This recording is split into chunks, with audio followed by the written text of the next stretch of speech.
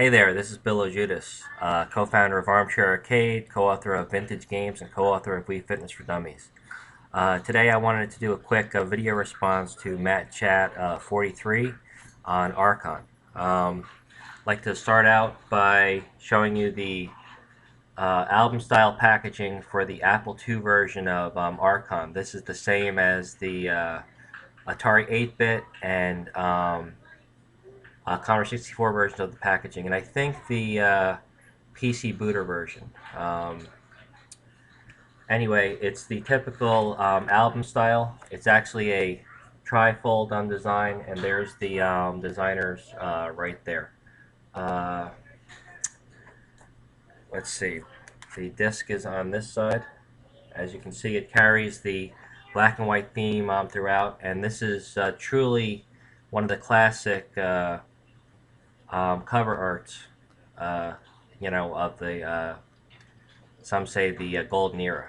And on the back here, you also have, instead of color, you have a black and white images from the game. All the versions looked basically the same. As Matt said, the Commodore 64 version, of the 8-bit versions on computer was probably the best because it had the outline. I played it on my Commodore 64 from a pirated version, as a lot of people did, but I always did want to own an original copy, and I eventually got it.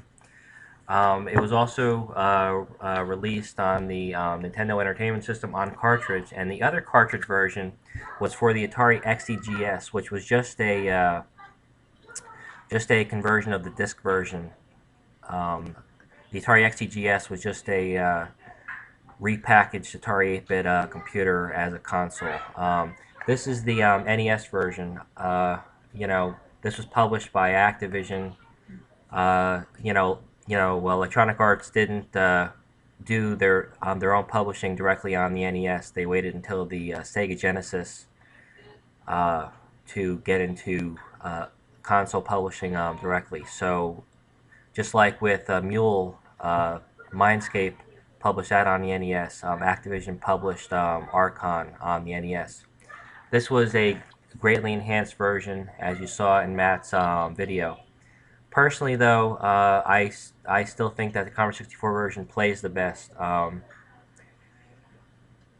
The artificial intelligence in the original versions was rather easy to beat. I could beat it on a few moves. There's a certain way to teleport certain pieces over to your adversary's side, and if you could win the battles, you pretty much control all four of the power squares.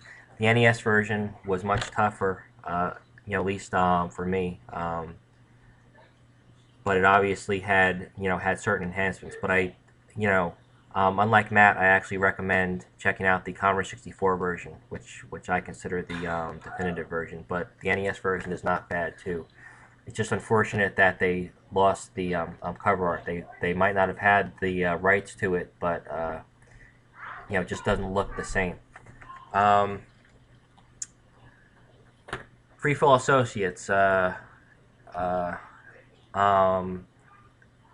The creators of Archon, they also created a game called Murder on the Zindernoff for EA at the same time. Ann Westfall, John Freeman, Paul Reich III. I hope that I'm saying his name right. I'm not sure, but so both Archon and Murder on the Zindernoff, which was like an enhanced version of Clue or Cluedo. I think that's the way that the original is said. They had home runs, right off the bat. Unfortunately, after those, Archon 2 had less success. This is Archon 2. It also has nifty cover art. There's a lot of glare. This is a Commodore 64 version because this is still sealed. I haven't opened it. Like I said, back in the day, I played Archon 1 and 2 on the Commodore 64 in pirated versions, which was pretty standard for the day. I never could get a handle on Archon 2. It was definitely different than Archon 1. You have to give them a lot of credit for coming up with a very different type of gameplay style while still keeping the basic theme the same. Um, Bottom line, I couldn't figure it out without the instructions, which serves me right, but I was a kid, so. But anyway, I do hope to one day try to get into Archon 2, because again, as was mentioned in the video, some people consider it superior, and I'd like to see if it truly is superior, because the original Archon, especially in the Atari 8-bit and Commodore 64 variations, I consider one of the greatest games of all time. Like I said, Freefall Associates really wouldn't have another hit. John Freeman and Ann Westphal created Swords of Twilight. Let's see, what's the date on this? I don't know what the date is. I seem to remember it being 89. I got this back when I had my Amiga. I still have it, but back when it was my primary system. It's actually a very console-like RPG, but instead of being like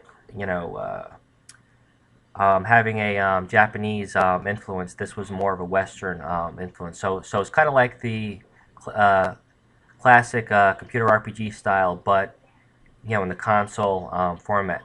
The nifty feature is 3 could play at the same time, 2 on the joysticks and 1 on the keyboard.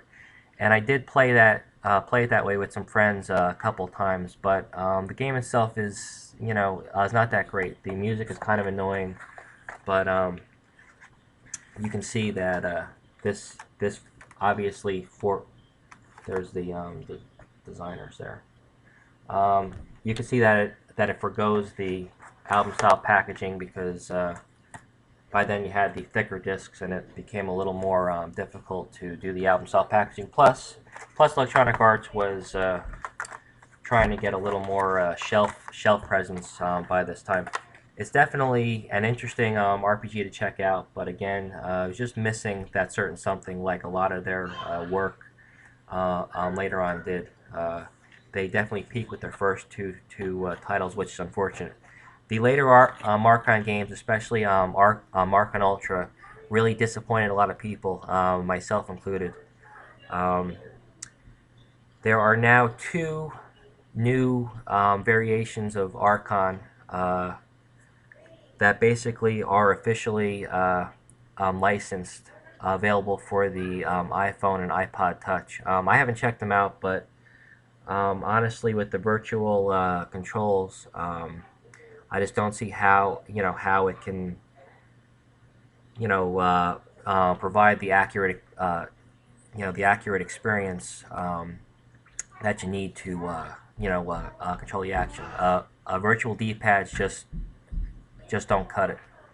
I did just download the trial version of the iPhone Archon game. That's basically an enhanced version of the original, and then there's another one that looks to be a little more strategic that I wasn't quite aware of, but looks like it uses the same type of assets.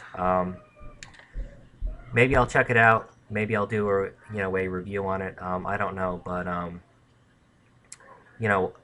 Archon Ultra and the later Archon games have always been disappointing, and there have been several attempts at remaking it. I just don't know what the issue is.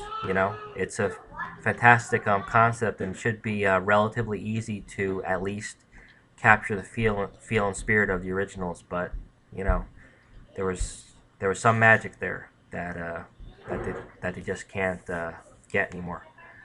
I believe that's it. I always end up forgetting something that I wanted to state, but those are the breaks.